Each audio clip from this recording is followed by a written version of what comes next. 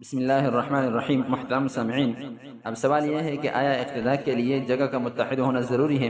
تو صورت مسئلہ یہ ہے کہ جماعت کی نماز میں اقتداء صحیح ہونے کے لیے امام اور مقتدی دونوں کی جگہ حقیقتاً یا حکماً متحد ہونا ضروری ہے۔ حقیقتاً جگہ متحد ہونے کی مثال یہ ہے کہ امام اور مقتدی دونوں ایک ہی مسجد میں یا ایک ہی گھر میں کھڑے ہوں، اور حکماً جگہ متحد ہونے کی مثال یہ ہے کہ امام اور مقتدی کے درمیان دو صفوں کے برابر جگہ خالی نہ ہو۔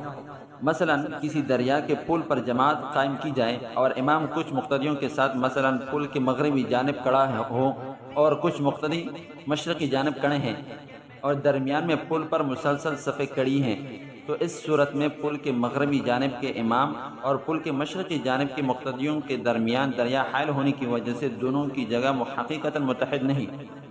مگر چونکہ درمیان میں پل پر مسلسل صفیں کھڑی ہیں، اس لیے دونوں کا مکان حکماً متحد سمجھا جائے گا اور اقتداء صحیح ہو جائے گی۔